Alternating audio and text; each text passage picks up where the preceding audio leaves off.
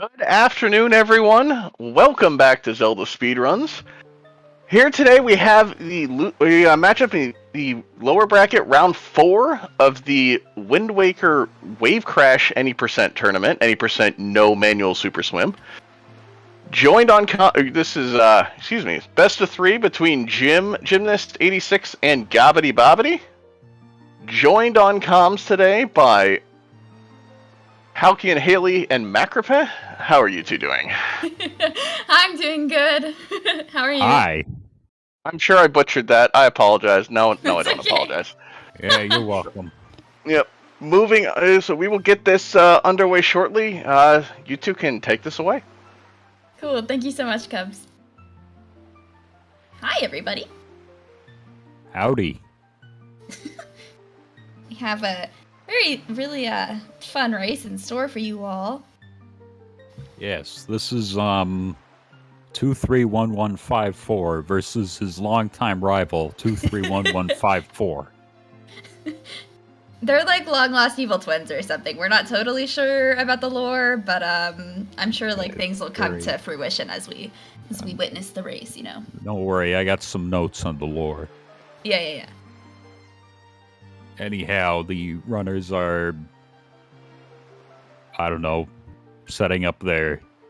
Oh, one of them is setting up his splits and putting the restream off-center. There we go.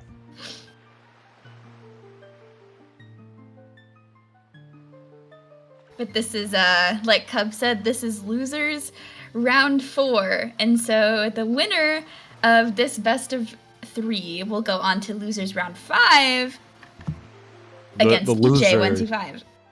The loser will be banned from speedrunning for 100 years. Yeah. That's true. That's just like a little rule that we have in the Wind Waker community. I wouldn't expect other communities to understand, but yeah. Okay, so looks like we'll be starting in about 15 seconds.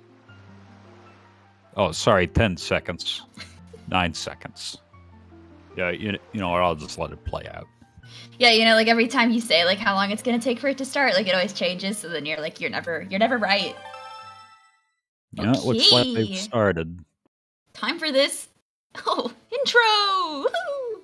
Now this intro's kind of long, so I thought I'd go over some of the lore between these two runners. Now, Gymnast and Gobbity, they've been rivals for a very long time. Their first speedrun race was at the 1975 World's Fair in Okinawa, Japan. And ever since then, it's been a fierce competition. I believe Gymnast86 used to be the gold medal Olympian in, what's that thing called? Horse racing. And Gobbity, he's like the world ping pong champion or something. But anyway, though, after a hip injury on both of them, it was both had their hips injured. It was a very strange coincidence. They got back into Zelda speedrunning instead. And now, this is, I believe this is the first time they're having a rematch since the 1975 World's Fair. Yeah, so this is like a really big deal, basically, in case you didn't catch most 100% of that. Yeah, also, this is also some important stuff. I believe none of these runners have played Wind Waker before, so, you know, casually at least. So I don't think either of them know the actual plot, so I might need to explain it. Yeah, I'm really more about the plot when it comes to speedrunning. Like, I don't know, other people like seem to disagree with me, like on this, but yeah, like something interesting. I'm not sure if you noticed, but there's in that latest Tears of the Kingdom trailer, there was some pretty clear indications that I think show that it'll take place in the speedrun timeline. Like, this run is canon, the Ocarina of Time, Ace run is canon. It's an interesting artistic choice. And personally, I think it's a bit of a gamble, but I'm expecting it to pay off. I'm pretty excited. Oh yeah, no, me too. And this run gives us like a fantastic segue into that whole universe, like that whole timeline. So we're gonna learn a lot in this brief hour and 20 minutes or so. Hello, ZSR3. Hey. Welcome to the WaveCrash tournament. We're just about to begin. Well, we sort of already begun Losers Round 4 after this brief intro sequence. So welcome. Yes, and as you can see, this, I believe, you see Link and the sun here. I think Link is considered the sun god in Hyrule or something. At least that's my understanding. Something like that. I can't read Japanese, so Mm-hmm. It's a shame this game never made it to English.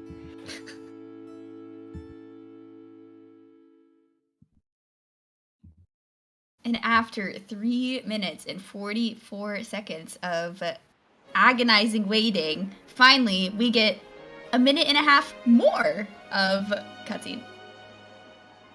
So let's hold on to your as you hats. can see, this game takes place on an island, which, well, I don't know. I mean, it looks pretty small, but maybe some of the game takes place away from the island, too. I'm not sure. Yeah, that's a pretty cool watchtower. And for some reason, Link is just sleeping on this wooden floor. I guess, I think it's like it's a trope that Zelda games have, He just... He's sleepy. Yeah, Link is sleepy. It's his character, like... Yeah, I mean, well, and it's no wonder he's so sleepy. He can't be sleeping very good on, like, a wooden floor. Right, exactly.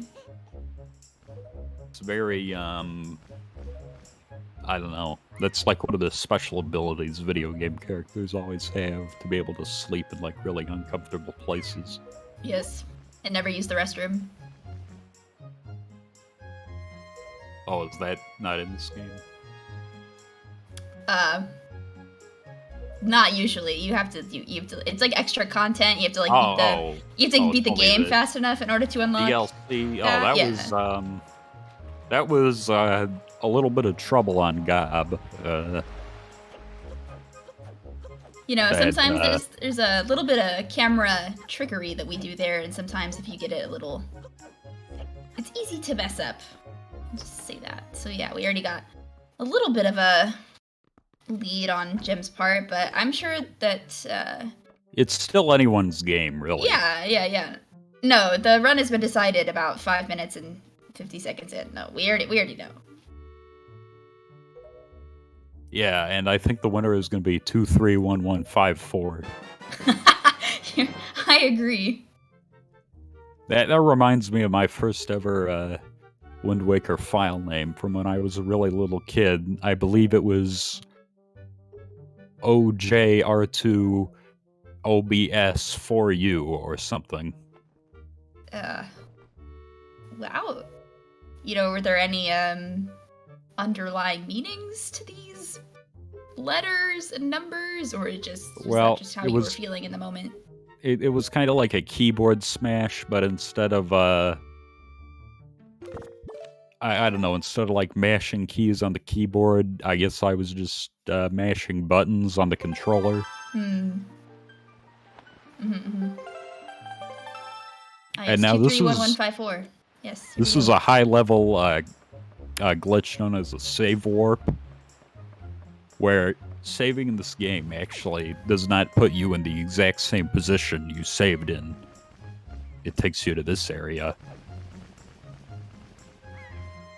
Yeah, so we'll be able to exploit that various times throughout the run, because the game gets confused. Well, looks like Jim got a subscription. I didn't know that would show on there. I think it was supposed to. Oh yeah, this is the telescope. Crucial. I mean, it's got like one use in the whole game, but I'm trying to think if there's any other times you would ever use this thing. I mean, for PG skip in different categories, you can use the telescope, I believe, right? But I think that they use the Picto Box. Well, yeah, because of the Picto Box, you know. You want to get that high definition photo. Right. That's actually how these runs are being recorded on a the Picto Box, you know, DX with color. Yeah, that's why the game feed it's a little fuzzy. The technology is not as advanced in Hyrule these days. Oh, see, and just like that, Gobbity takes the lead. Jim just wanted to chat with Errol one more time, wanted to make sure you heard everything that she said. Wanted to make sure he was okay. Or maybe he was, you know, giving Gob a little bit of a head start. He's really cocky here, you know. Okay, there's like a trick that saves time coming up here that they probably won't get. Oh, no. I think, you know, there's an audio cue for it. It's called Quick Parry. And you'll see, they'll parry quickly if they get it. It's 2 frames. I'll try to point out when it comes up. Yeah. If they don't get this parry, you know, you get your money back. For what I'm not sure. During this little training sequence, there's like a song playing, and the song repeats on like a consistent loop, and so some runners will like use the song to indicate when to hit A for this quick parry. Right here, it's like, boom, boom, hit A! I think Gob got it? Yeah, Gob got quick parry. Okay, cool. And then you'll see it just, oh, you know what? I'm not actually sure if Jim got it because it looks like they're both in the same. Yeah, so I think they both got it. Yeah. So that's neat. And they get the feather sword, as I always called it. Because I thought it, like, the icon looked sort of similar to a feather. You know, I can't personally see that, but I respect you for having that opinion. Well, I mean, I had bad eyesight as a kid. You know, I didn't need glasses for a while. Right. I see another use of the save warp, and for some reason the game just wants to put us at the bottom of this watchtower, but that's like really helpful for us because if we save out of places like Orca and Grandma's house, then we can get to our next destination more quickly. And those trees there. Yeah. You need to get those trees, because otherwise they block the path. Yeah. And unfortunately you can't, like, roll between them or anything. So anyway, though, this cave is called, it's called, like, the Forest of something. The something forest. Would you like a hint? Sure. They're useful for the PG fairies. Cover. Yes! Fairies, oh my gosh, see, my hint was so good. Yeah. And now, looks like Jim got the slightly better rupee RNG. But here, there's a cute little combo that we can do on these bokoblins. Let's see if... Okay, so Gob almost got it. It still makes the fight pretty efficient even if you mess it up. And yeah, we go for some rupees in this grass because we need to build up 80 rupees in order to buy the sale later. And getting rupees now in between all these like little cutscenes like saves us time, essentially. Sometimes you can get really crappy RNG and have to go out of your way later to get more rupees. Somehow Tetra was not, like, injured in the slightest from being dropped out of the sky by a bird. Well, I mean, that, like, kind of pales in comparison to, like, when the Helmerot King, like, flings Link all the way across the world, you know? Hey, you're spoiling the plot. Come on, what if someone's... Oh, you're right, I'm sorry. I don't know what I was thinking. hashtag no Okay, spoilers. let's see. Yeah.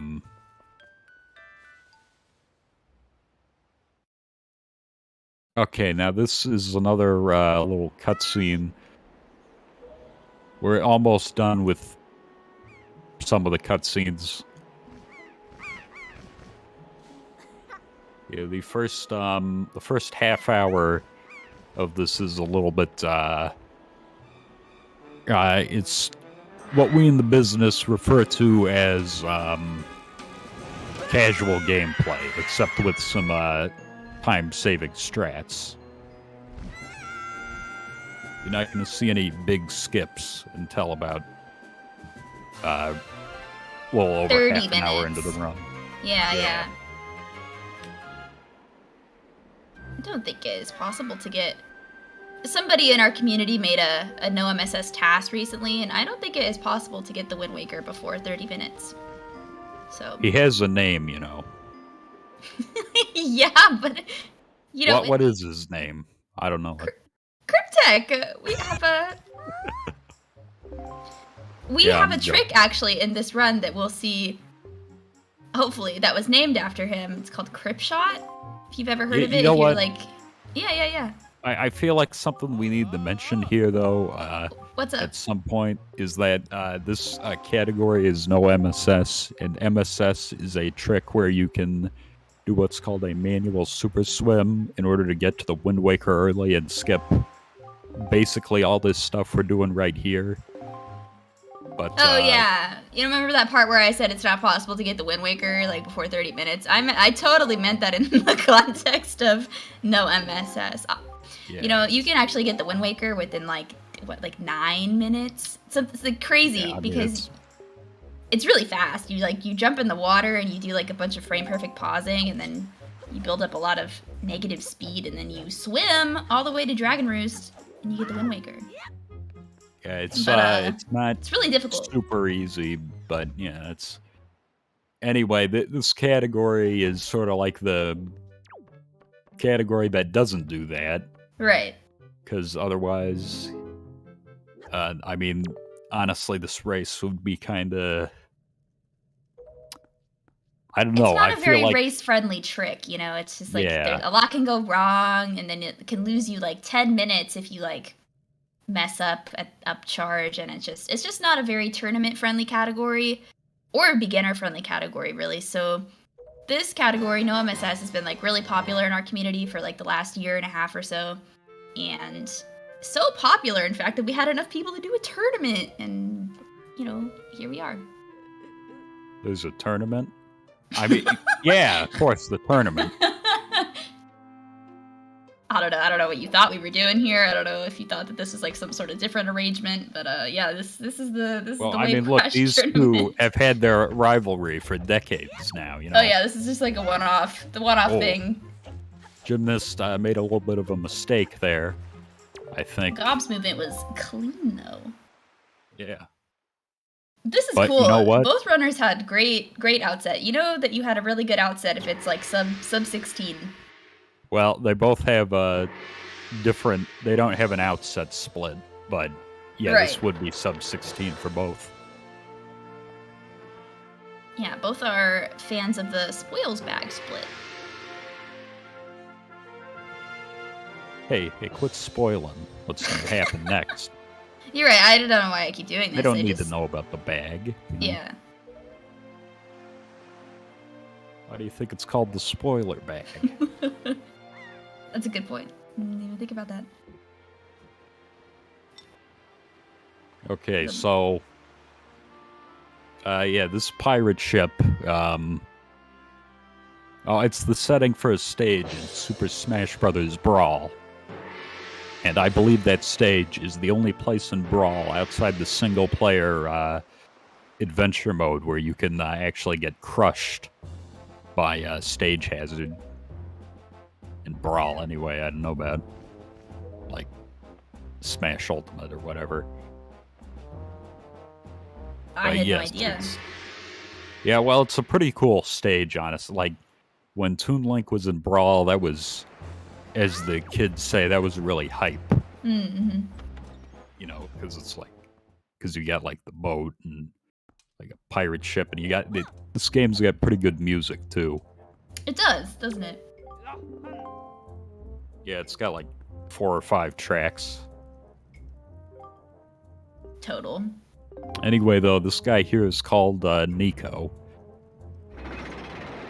I got a friend named Nico, but it's not this guy. Hmm. Yeah, he doesn't wear a bandana. At least I This don't Nico think does though. So just yeah. to help you distinguish the two. Yeah. Maybe I'll suggest he start doing that though, because I mean it's a nice bandana. Yeah. Here we have a little ropes game. So And there's what is not this much- ropes game called? it's ropes 1 because that implies the existence of ropes 2, and we will see ropes again, but Yeah. slightly more challenging. It's So a yeah, good nothing thing too crazy here. we already know that there's going to be a ropes too. Otherwise, we'd just call this ropes. Exactly. But yeah, they got pretty clean movement. You can fall down there, and it's it's a little bit annoying. It's pretty slow. Yeah. So you have Yeah, to climb but- the ladder again, and it's like, oh. Yeah, it takes like an hour. Anyway, though, it looks like well, Jim is slightly ahead of his PB, I think. Yob is about even with it. But there's that save warp glitch again. It's not actually a glitch, but let's keep that a secret. And now, getting good movement and text mashing here is very important. Or at least kind of important. It I depends guess on who you you're could say talking it's to. very important, but Yeah, I mean, it just depends. Like, so like those lights in the background that you can see on Jim's stream right now, that light cycle is like already in motion, like the second that we spawn on the pirate ship. Yeah. And so like our text mashing here actually matters a lot because we want to be able to catch like the fastest light cycle so that we don't have to like spend time waiting for the lights, to do their little movement thing. So, yeah, so they'll try not to get, like green circles that show up at the bottom of the text, like indicates that maybe you're not mashing fast enough. fasting. You're not fasting. Fasting, Maybe that's, yeah, I don't mash know. So, yeah, we'll see. I'm sure both runners are gonna go for the trick, and then, maybe we'll happen to see the consequences of poor movement or something. I don't know. We'll see. I'm not sure if those circles are actually green, but I don't have a hexadecimal like color reference in front of me. Oh, they're definitely So- green. It's supposed to indicate that you're supposed to hit the A button or something. but That's what I thought. I never thought of that. Yeah, it's mind blowing. Yeah. I don't know. Well, But anyhow, these speedrunners are so fast that we just we won't see the little green circle that I'm referring to. So. yeah. Anyway, though, now, yeah, this is what we call FF1, which What you does might that gather imply the existence of? that there's an FF2, but Whoa. anyway, though, yeah, now for FF1, as you can see, that sword has, the pirates were a little clumsy, and Link apparently didn't have a great grip on that sword. But he's not badly injured or anything. He's, he's not going to need medical attention. No, he has cartoon bones of steel. So. Oh yeah, this is the gossip stone. This is actually pretty important that we get this, because you can Yeah. actually skip this little cutscene thing pretty quickly or easily, but it's you It don't want sets to do some that. flags for so that we can get bombs later on. But yeah, so you can see that. Oh, Jim neither didn't get runner- the. Yeah, I'm a little surprised because we've been, at least the races I've seen, they've been getting a good light cycle pretty consistently, but Yeah, Jim took slightly different pathing than I think is common for fast light cycle. It can still work, but it makes the timing a little tighter. And then Gob just like missed the red rupee. Otherwise, I think that he would have been fine. But of course, we need those rupees. Those are like really important red rupees for, like I said earlier, so that we can buy the sail. yeah, So we need the sail for one segment. And to put it lightly, getting caught is wee bit slower than yeah, it's just time a little, to lose from a little slow. You know, the light cycle. And now both runners, they're knocking the Bokoblin off the cliff because that causes him to instantly die, apparently. Most of the time. You know, it's like, I don't know, I guess the Bokoblin's got like an ankle bracelet or something that monitors if he's left his post. And if he goes far enough away, it just kills him. Yeah. I don't think that's legal in the United States, but I guess this is Hyrule, anything goes. Both runners opting for a little sidle into the loading zone there. And now there's going to be a very subtle trick here. He puts the barrel on. It's on purpose. And, yeah. And by putting that barrel on, the Moblins, I guess his scent is masked by the barrel scent. I don't know. The Moblins don't notice you as much. This Moblin here is also on a bit of a... It's like RNG, like how far he is in his cycle.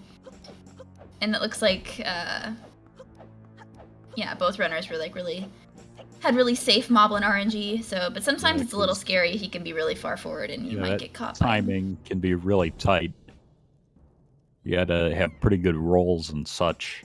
Yeah, and again, like you'll see like the runners like put on the barrel, take off the barrel, and I used to think that it was like something to do with hitboxes, but that's like not it. It's just, it makes the Moblin, it's not as easy to like see you if you do that. Like, you keep some of the, like, properties, I guess, is, like, when you put on the barrel, because, like, you know, they can't see you. Yeah, it's like I said, you know, the barrel's full of, like, perfume that masks your scent. Right. It's a perfume barrel. But anyway, though, speaking of rolling, I guess that wasn't about rolling, but, you know, what is, in this game, you can roll really quickly, and, what is that called? You know, I don't think it's called rolling. I thought there was a... Maybe I'm thinking of something else. Dry rolling? Okay, well, yeah. I mean, we have... The rolling in this game is actually kind of... Not complicated, but there is, like, a little bit of a nuance to it. So, in the SD version of the game, which is what we're playing right now, Link has... really small dry rolls. So like if you hold target and you hit A without like any like walking speed going into a roll, you won't move very far. You'll get like what we call like a dry roll or a baby roll. But if you have speed going into your roll and then you hit A, then you get like a lot of distance with your roll, and that's like the best way to move in this game, is by like making sure that we have good rolls. And so like sometimes you're rolling, you're going up like a hill or something, and like you may not have like enough speed like going into your roll, and you'll get like a really small roll, and then it's really slow. So you just have to be kind of careful about like your spacing with your rolls or like stuff like that. So it's a little nuanced. Oh, and here's that Helmrak King flinging Link scene that you so carelessly spoiled earlier. You're right, yeah. No, my apologies for that. But like, yeah. Even though I told you what was gonna happen, like that doesn't take away like the emotional impact of like seeing Link fly away like that. This was really sad because like, you know, Link realistically should have been killed by that. In the English version, or actually no, I think it's just every version but the Japanese version, there's an extra cutscene where like this boat guy comes across Link in the water, but it's not in this version, which is a little time save. Time saved by omission. Yeah, this guy is named Coral, which stands for King of Red Lions.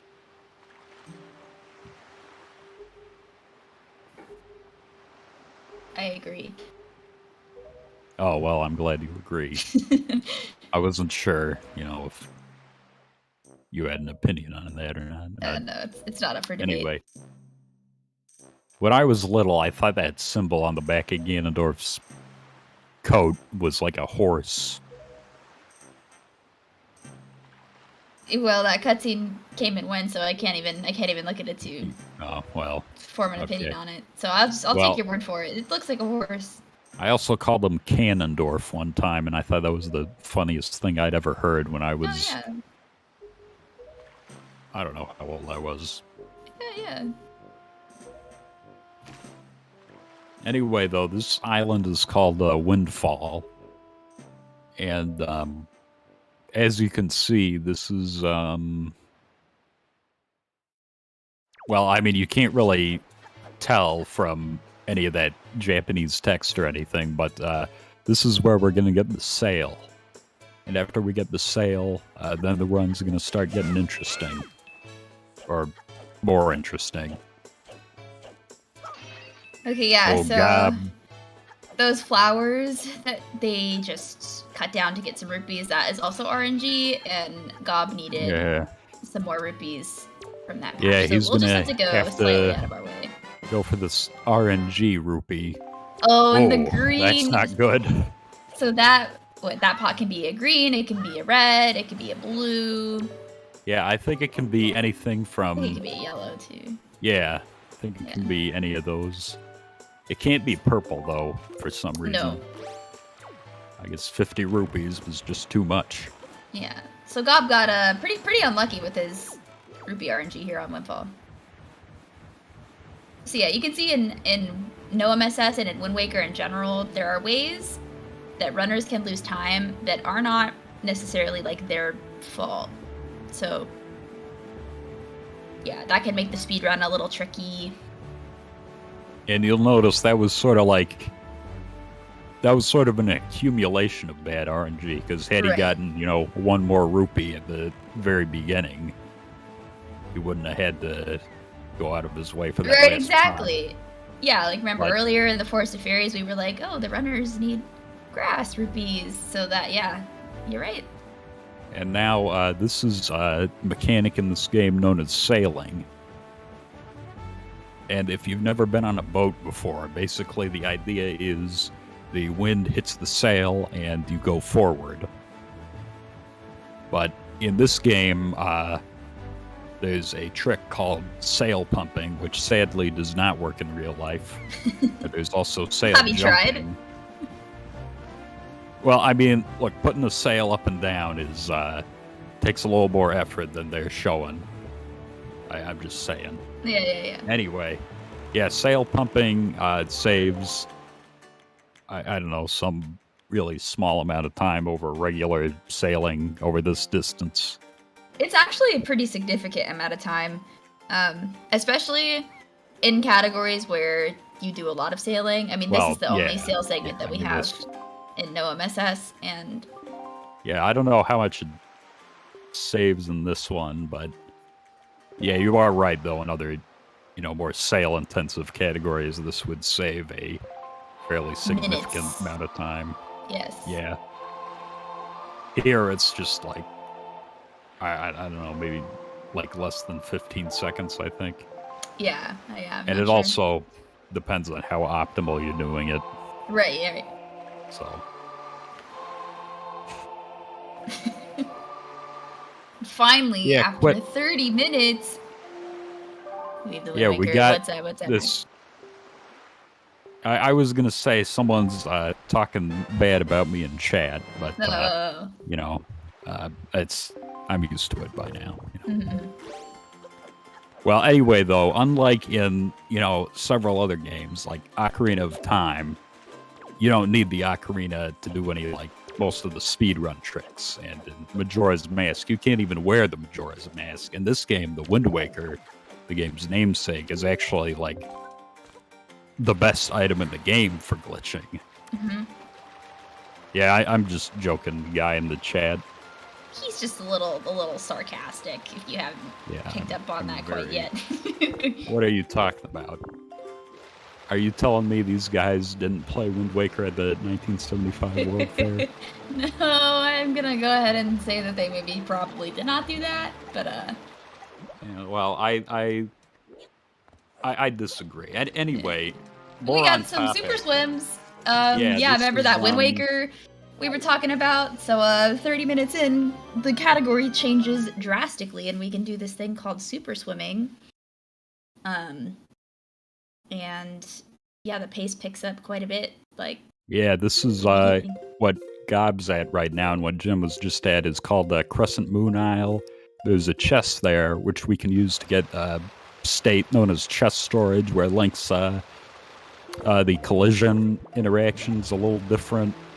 It's approximately what it is, so we'll be able to do some interesting movement when we get to where we're going. Also, you may have noticed those two blue chews on the island there. If you get electrocuted by one of those, that's a big time loss. Right, so like getting electrocuted by the chew essentially eats your storage, which we need to store that chest on Crescent Moon. Yeah, he got like a double storage when he stored that text box on Dragon Roost. I don't think we mentioned that. Right. Yeah, it's... Anyway, now this pirate ship is parked at Outset. I guess they got free parking there. And on this version of the map, there's various versions of the map in this game, and the one you're on right after the Helmrock King flings you away just happens to have this pirate ship at Outset. Otherwise, we'd have to do some other nonsense to get bombs. But yeah. But that's now only if that's only if what? If you don't reload the ocean. So like if you fail the swim, then the pirate ship is no longer here at Outset, and you have to do some other slower shenanigans to get the bombs. Yeah, that's a good point. Yeah. What I was going to say is I've got my patent pending analogy here. Normally, at this stage in the game, we'd be getting 3 spiritual orbs, whatever they are. But instead, we're going to get 3 spiritual items, which coincidentally are also blue, green, and red-ish. Okay, I see where you're going with this. Yes. Yeah, this is... And the first one we're going to get is the blue one. These are bombs, and we actually need these for a couple of tricks. Like, at least 2. No, 3. At least 3. Yeah, it also depends on, there's some like creative liberty in Wind Waker 2 in some sections with how you decide to go about certain skips. Like trial skip comes to mind. Like later on, we'll talk about like different methods that runners can use, like to skip the trials. That happens quite a bit in Wind Waker. Yeah, because you don't want to be playing this game on the trial version. It only lasts like 20 minutes. And it's only available on the collector's edition, so generally not the fastest way to do things. And now here's another instance of that double storage thing I alluded to at Jim's doing. He talks to the man. Get 1 storage, store the text, then the text comes up, but we're in camera lock. And so once we clear that text, then we get our storage back, and we can use it, again, to store something else. Like earlier, we used it to store the chest on Crescent Moon, but this time we're going to be using it to store a cutscene, because our destination is the Forest Haven, but there's like a little cutscene that plays normally when you enter the quadrant. But since we're swimming into the quadrant, the game would soft lock if we didn't store that cutscene. So that's what that's for. I'm glad you said that, not me, because I was going to call it Tree Haven. I'm not going to lie. It's close enough, but it is Forest Haven. Yeah, and right next to it is the a place called Forbidden Forest that we're never going to see.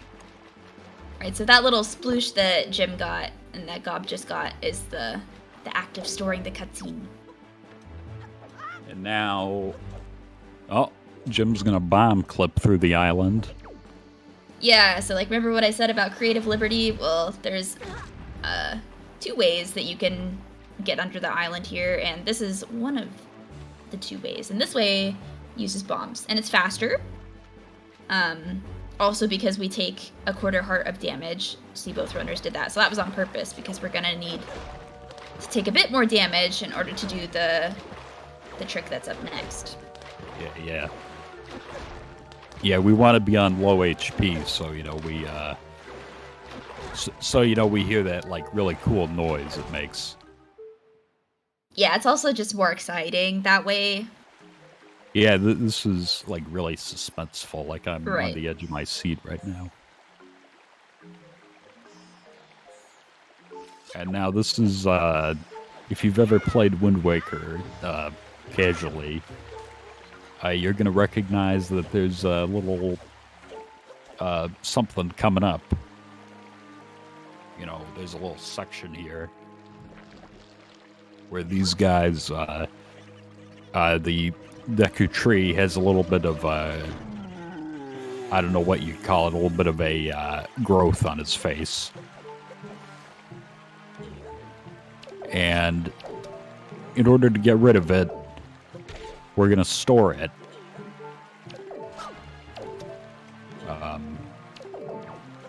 There we go. And now, the chews, yeah, they look a little funky.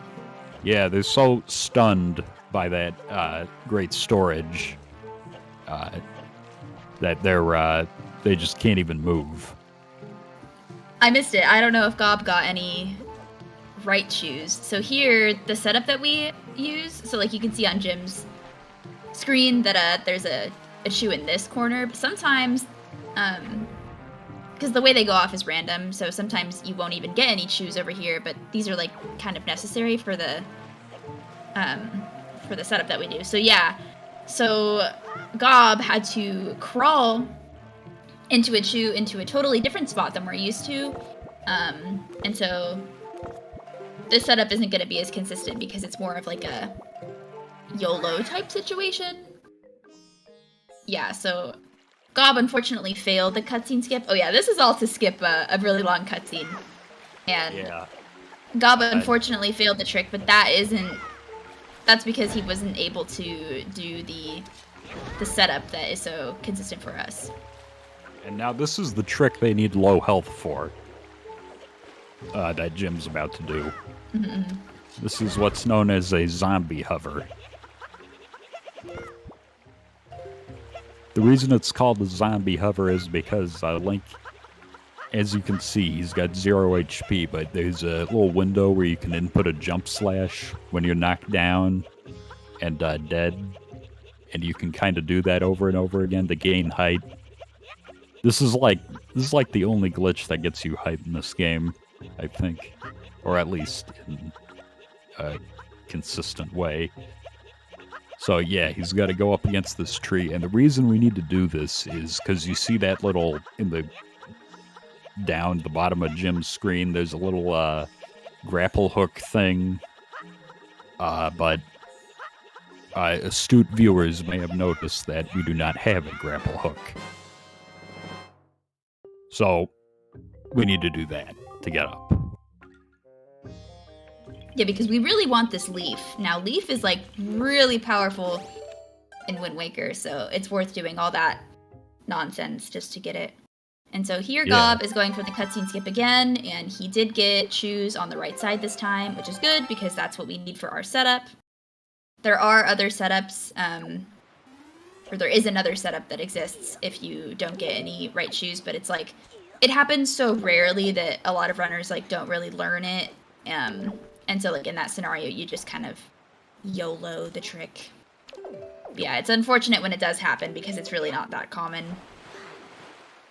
And now Gob's gonna do the zombie hover 2. Had a little bit of trouble getting height there, but he's got it now. Yeah, Jim liftoff just did, is the...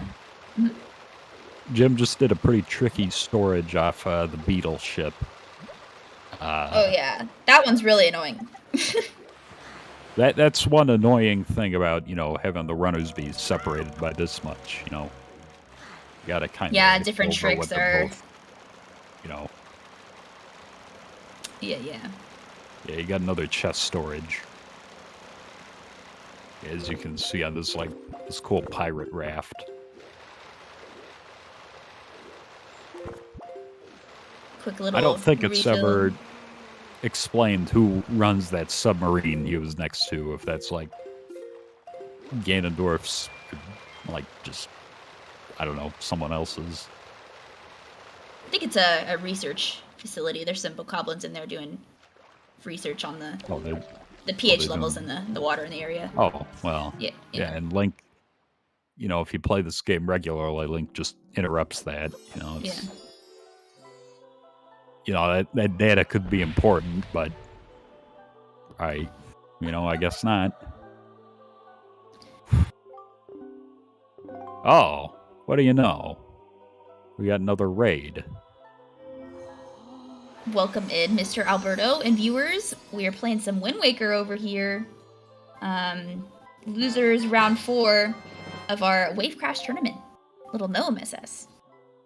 And that's the third item we need. Bombs, leaf, and a quiver. And why do we need the quiver? Is this a rhetorical question? Yeah. I mean, like I... Okay, so... What am I trying to say here? When... I mean, can you hold on a explain second. it? I think we need to look at what... Okay, I thought for a second that Jim was going to go for peg storage on a peg that I don't think it is quite possible to get peg storage on. But yeah, no, so this storage here... I'll talk about quiver in a second, don't worry. But this storage here is... It can be annoying if you haven't, warmed up the timing or, I don't know, maybe you're just not used to the storage spot. So, yeah, you have to, roll up this spot, to this peg, so you can see that he got a Wind Waker dive there. So it's just really quick timing. The Wind Waker pull is precise, and then you have to hit B quickly to get storage. Yeah, it's taken Jim a while. He's probably, we can't see his face, but he's probably got an annoyed look on it right now. But we got it. Yeah. And quiver. Gob's here pulling up on the quiver. So later in the run, we'll be getting the light arrows. Because we need those to fight PG at the end and do some other things. But it doesn't come with a quiver. So when you get the first bow, normally if you play casually, you get your first bow and Tower of the Gods. It comes with a quiver. So actually, Jim blowing the leaf is unique. So yeah, we need to get the quiver basically so that we have arrows when we get the light arrows later. Is the TLDR of the situation. Yeah, light arrows are really useful because they can kill enemies in one hit. There's some other things we need them for too, but I mean. Yeah, and we also get the fire and the ice arrows along with the light arrows when we get them. Oh, so yeah, those are important. We need those too. Well, not the ice arrows. But no, yeah. they need, in the next Wind Waker DLC, they need to add, some more uses for ice arrows, I think, to the speedrun. I think there's some pretty cool uses for ice arrows in the randomizer of the game. You can get a little creative with it. But yeah, otherwise, we don't really use the ice arrows very much. Actually, since we get light arrows early, I don't think we use ice arrows to fight enemies much in the other categories even. Oh, In God bug went limit for a and things like that. safety yeah. save. Well, yeah, bug limit, obviously. Yeah, there's some enemies that you can ice arrow and then quickly hammer them, and that's a pretty fast way of doing combat. But yeah, noms we're not gonna see any of that. So We're not really going to see much combat at all, to be honest. Like, I mean, combat is there's slow. like there's like one more little area with enemies Mhm. that we're actually going to go through, and the final boss, of course. Right. Oh yeah, just in case you're wondering why Gob's screen looks a little funny, it's a little dark. When we store chests that have like the big dramatic opening cutscene, typically like the game will like, yeah, it'll just like have like emotional lighting when that happens, and so like when we store that, it stores like that quality, I guess, of like the lights going dark. So Yeah, the lights go down. It saves on the electricity bill, you know. Yeah.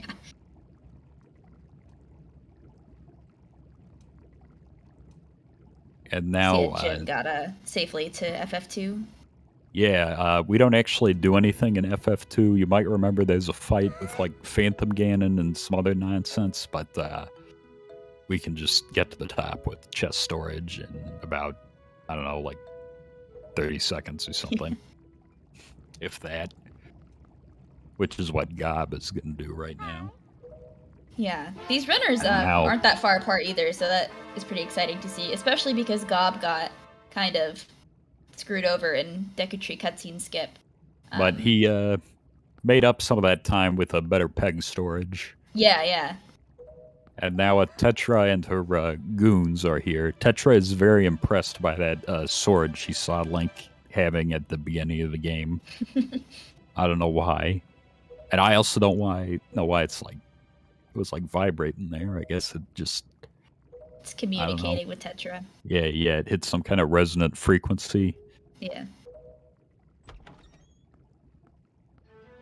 And now this is one major downside of not doing the MSS trick at the beginning. If we did it at the beginning, the pirate Gonzo, who was carrying one of those girls, would not be visible. He'd be invis. So, unfortunately, we don't get like the floating person in this category. It's all very, very normal looking in MSS. Yeah, like you would never know, except for the part where, Link doesn't have the sword that the game he would normally have, and, or any of the items. This is all very normal. Welcome in, viewers from Zelda Speedruns 1. We're just about 2/3 of the way through our no MSS race. The first race of a best of 3 between Gymnast86 and Gobbitybobbity. These two historical rivals. Yes. They have quite a bit of lore in between them, in case you maybe haven't brushed up on your Wind Waker history recently. And but now there's apparently like a sewer backup or something in Forsaken Fortress.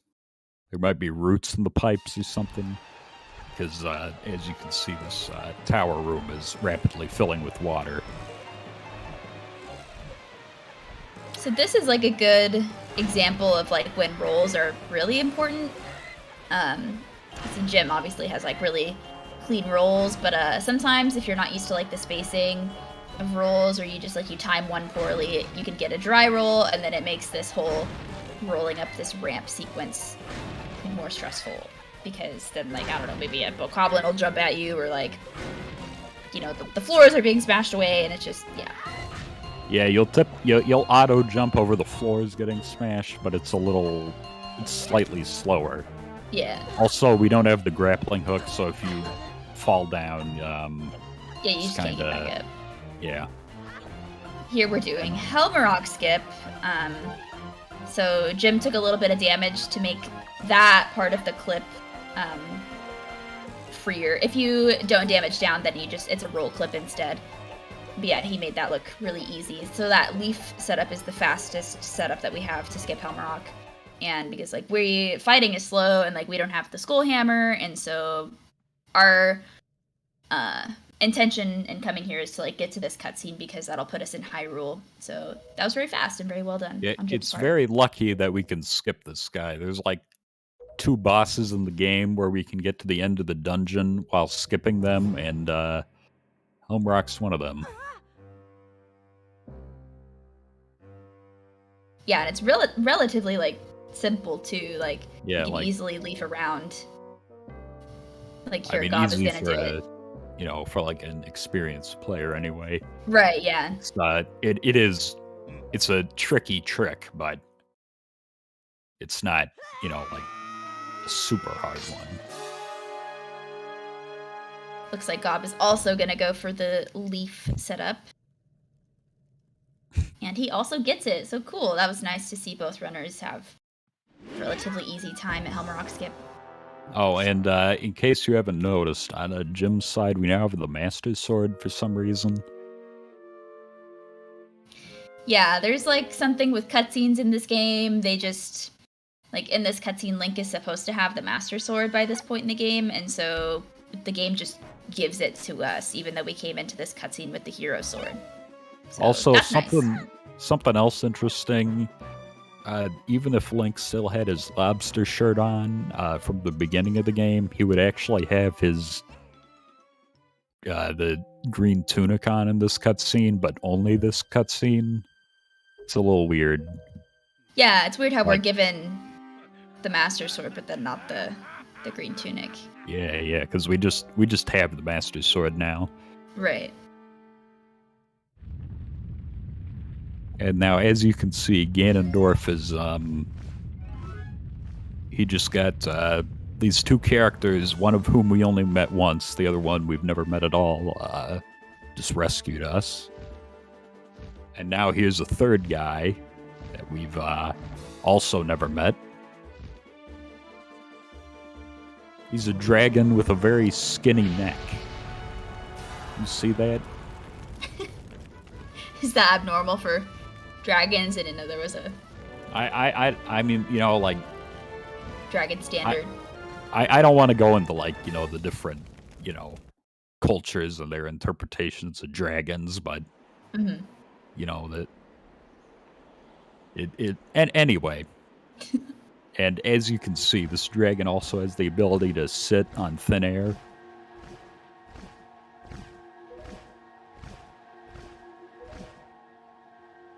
Now, somehow, and I don't know how, but a little portal has opened up in the middle of the ocean, nowhere in particular, apparently.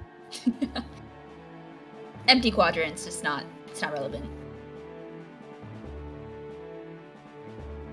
Yeah, I mean, this could be anywhere in the sea, you know? Right. I don't know why this spot specifically, but I guess we did skip a little bit of the plot, so... And this ring of light thing will take us to another place we've never been before. Which is in sepia tone. Or actually, I guess it's black and white in this game. It has some sepia qualities to it, but I don't know how you pronounce that. I've only ever seen it like either. spelled out. This is really convenient that we just are taken to Hyrule at this point in time. We have all the items that we need. Well, almost all the items that we need. Well, everything we need from the overworld, anyway. Right. And as you can see, the game is giving us this very cinematic view of all the how there is nothing in this castle.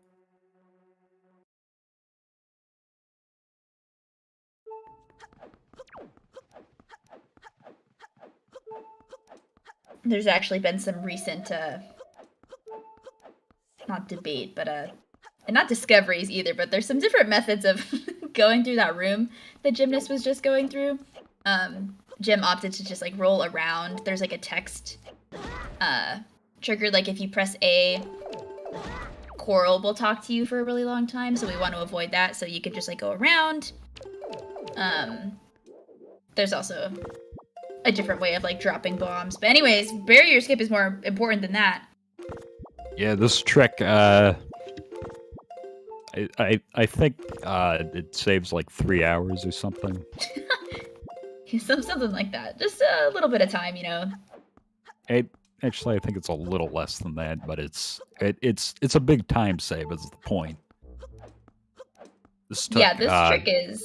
It's actually the reason that this category exists. Yeah, like this barrier here was with if you can't get past this barrier here, like the game is just kind of, you basically have to do everything in order that the game wants you to. Because there's a couple of flags that are fairly important to get this barrier gone, but we can just skip it now.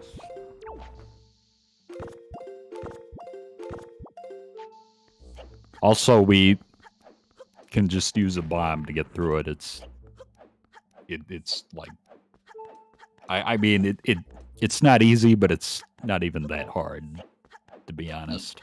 Yeah, barrier skip looks really intimidating, but we have like some really consistent setups that make it way easier. Like the setup that Jim just did, his setup is really consistent. So yeah, that setup was like 18 years in the making or something. This setup that Gob is doing is also really consistent. Like these are actually, you're seeing the two setups that we typically will recommend to people starting off with Wind Waker. You'll likely do one of these two setups. Yeah, and these are two brand new players here.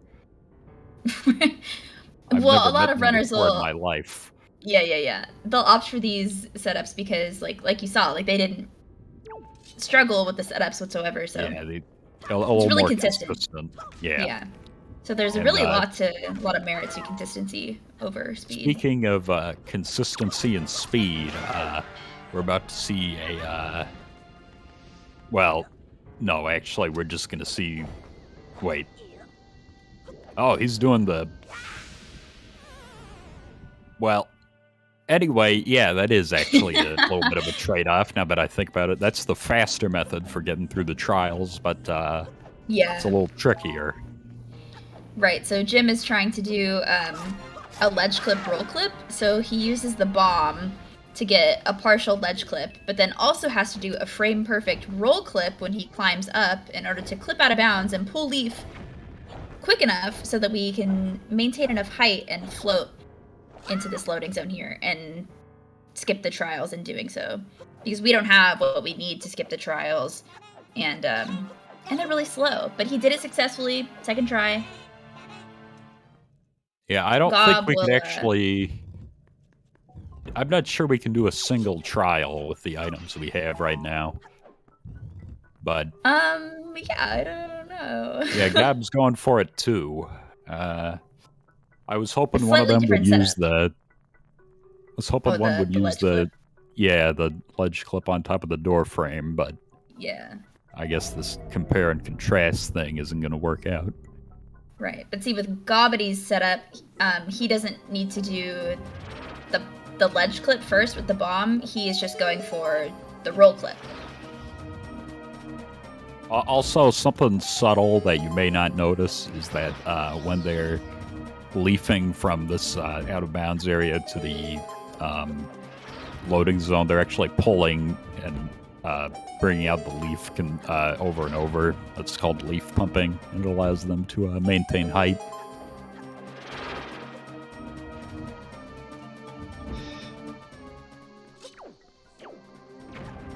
Oh, and Jim's at the mini boss. They had RNG there, but it's not that big of a deal. Yeah, it's not a huge deal, but there's 3 different attacks that Phantom Ganon can give you there. The red ball attack is the worst of the 3 because it's the slowest. The second slowest is the blue ball, which is hate myself is the tennis. Mind out of the gutter. And the third best attack. The third attack is where he spawns on the ground, and then you just like know which one is. Yeah, it's always the same one. That's the real one. When he yeah, it's always going to be the one behind Link. Yeah, it's a little anticlimactic, I guess, but yes. Now with the light arrows, I think any of those 3 attacks are actually fine, but yeah, with when you're fighting them with the sword, there's a consistently fastest one, which Gob got. Right, so that was the fastest RNG was there, because we know which one is the real Phantom Ganon.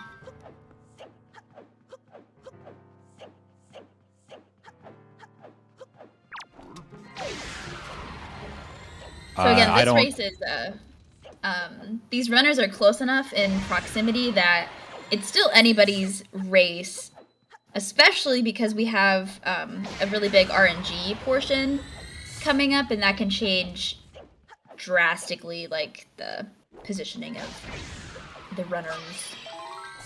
Oh, we got someone asking about... Oh, never mind. I don't speak Spanish, so I thought they were asking something else. Anyway, now,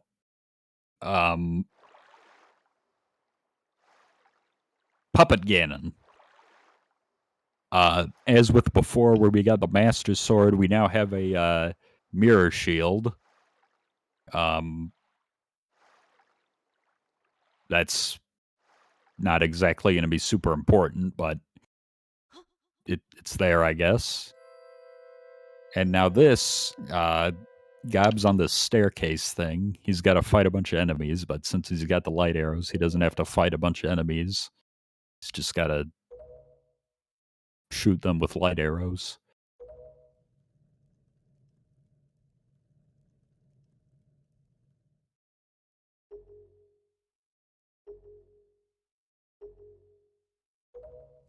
This is a really tense moment in the game. So I'm just, absorbing the vibes. Yeah, this is a very, Ganondorf's given, I think he's given some exposition in this cutscene. Something about... Oh, by the way, also, there's also, in that bed there is a Zelda. We kind of glossed over this, but Tetra is actually Zelda. Whoa. No way. Yeah, honestly, it's a pretty important plot point that we just kind of don't see in this run.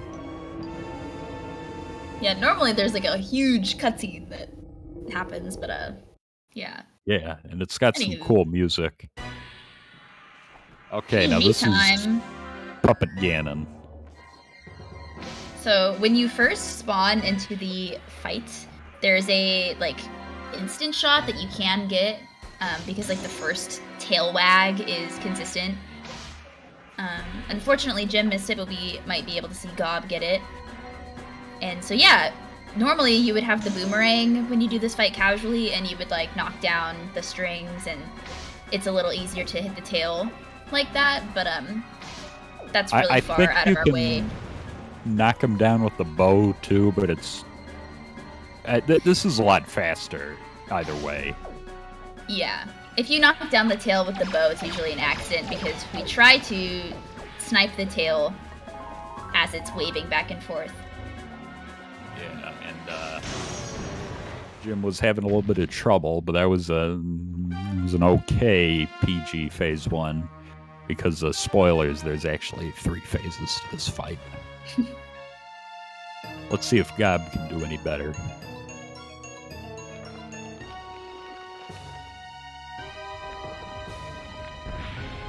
Oh, there's Pretty good two. so far.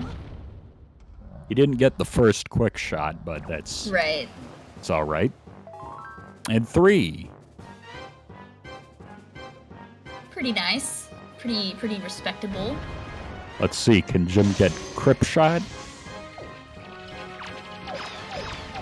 Not quite, but he has one more chance to get it. No magic. Well, that's not a huge deal right now, but...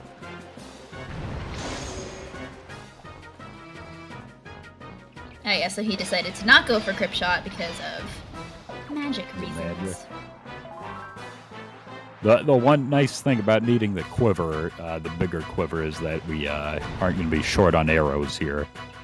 Oh, that was rotten luck for Gymnast. I don't even know if it was really luck, but you know, I just... Oh, and Gob got Crip Shot, so they are now almost tied. Just yeah. Jim's like maybe a second or two ahead. That was a very good first shot on Jim, though. And now you can stun Puppet Ganon with a bomb. You can stun with a sword and with light arrows too, but bomb's the fastest for this, for the most consistent. And now Jim is going into this portion with a quarter heart, which is a little scary for me personally. This is, yeah, Jim had a little bit of a better phase 3. Yeah. But it's still, I mean, it's really anyone's game because of something coming up. Going into this part with a quarter heart is a little scary because, like, you can accidentally jump slash off of the rope, for example, and take fall damage, or you can fail grapple skip, which is consistent. We have a consistent setup for it, but sometimes it just fails for whatever reason, and you void out when you fail it, and so you take a quarter heart of damage. So, yeah, we'll have to see what happens.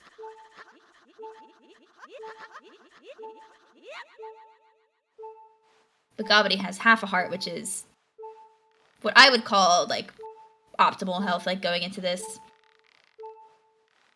So we want to... There's some morphs that are placed rather strategically around a pot that is on the platform above us, and we can shoot the morph with a fire arrow through the floor, and the morph will catch on fire and jump, and it has about a 1 in 3 chance of burning the pot based on how far the morph jumps when we shoot it with the fire arrow. So this is the RNG portion of the run, like the biggest RNG portion, because there's really not anything we can do to make it better. Oh, okay, so Jim's going for... Oh, but Gob got the good RNG there. That's right. So this is really good for Gob because he got the RNG and doesn't have to do this backup hover that Jim is doing. So Jim didn't get the RNG, and so he's decided to hover up here and break the pot himself with a bomb, and hopefully lands on this fairy that's in this pot here. There's a chance that this fairy can heal you here if you position yourself correctly. Oh. Okay. Unfortunately, yeah, he didn't get healed by the fairy, but that's okay because the main goal was to, burn the pot. But it's going to be really tricky for Jim to catch up to Gob here as a result of not being healed by that fairy. Yeah, it all comes down to the morph hover right now. Let's see what happens.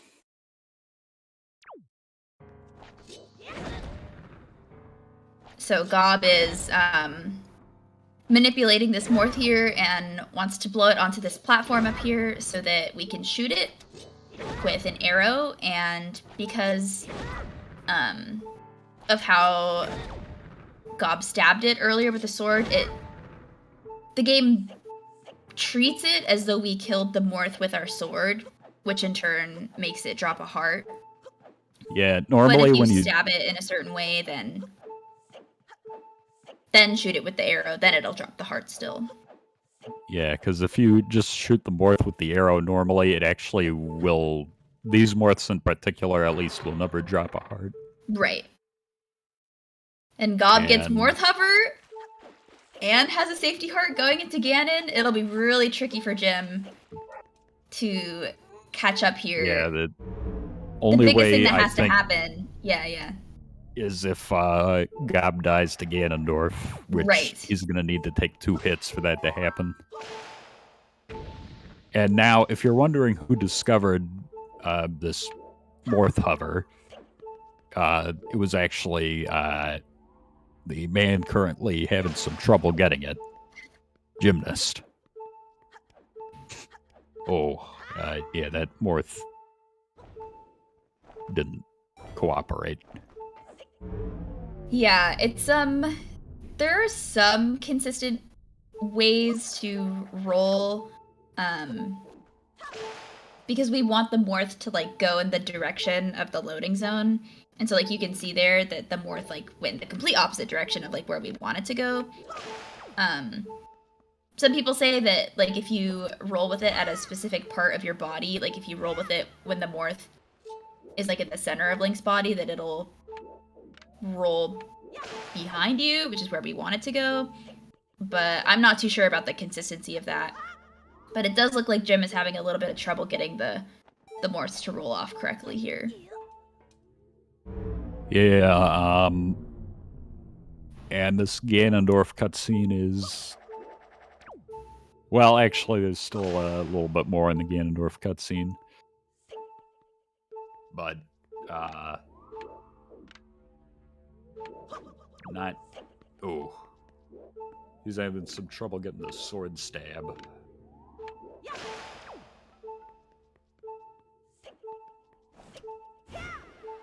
It's really... Okay, so here we have a Morth that we can work with here. Unfortunately, though, because it was the 3rd Morth that Jim was able to get, he's not able to go into the Ganon fight with a safety Morth like Gob was. It's, it is tricky. He's gonna have to be real careful. But let's see if he can get liftoff. Oh. Or that can happen. Yeah, luring the Morths to the edge of that platform is not... Oh. Yeah, and like there you saw, sometimes if you're really close to the Morth, when you blow it with the leaf, it will just decide to go the opposite direction of the way that you're blowing it, and then you end up in situations like this. But it looks like Jim was able to recover this Morth.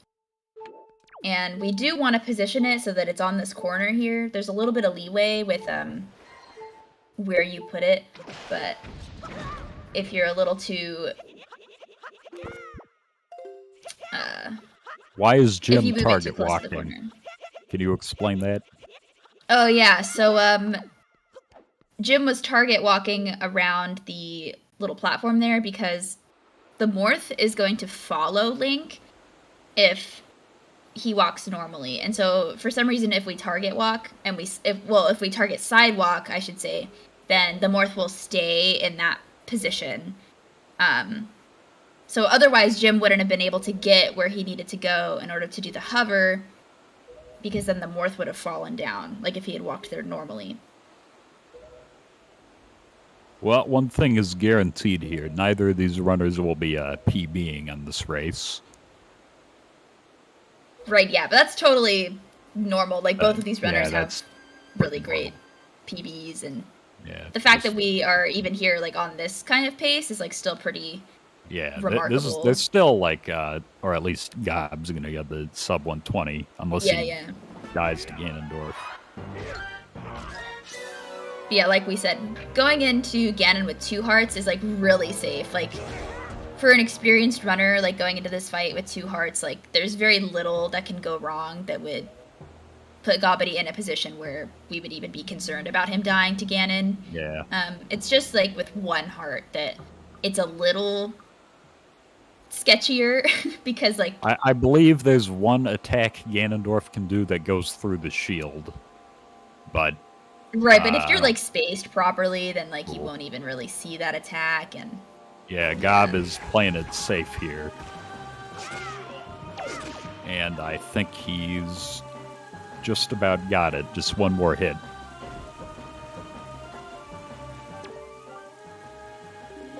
So yeah, talk to Zelda one more time and skip that little cutscene. And GG! Gobbity wins. Game 1.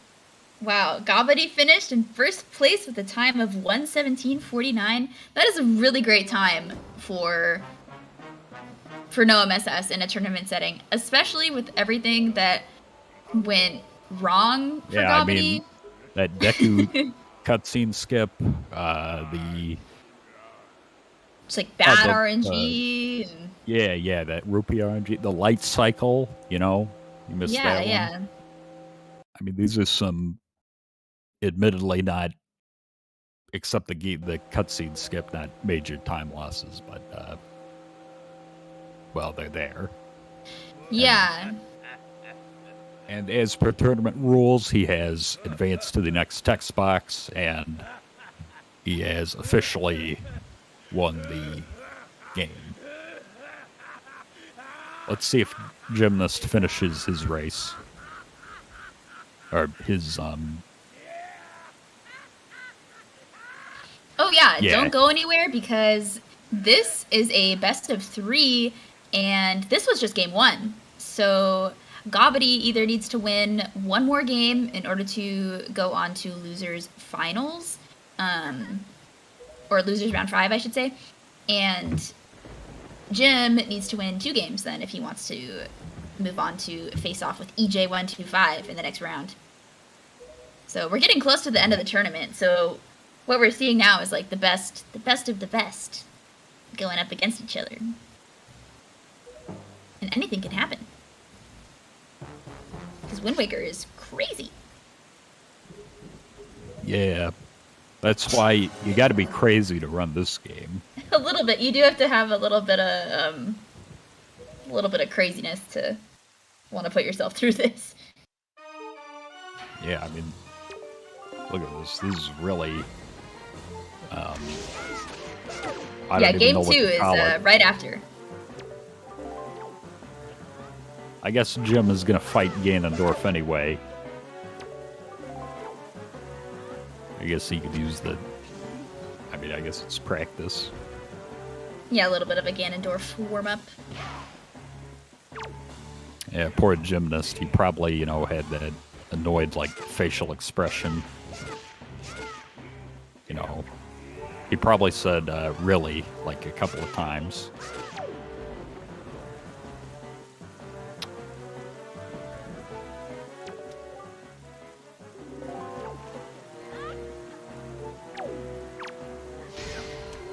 Oh, but he is gonna kill Ganon.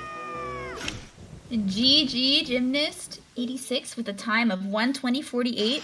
Again, 2 pretty solid runs for a tournament setting in Wind Waker, where, as we saw, a lot of things can go wrong. Yeah. I mean, even with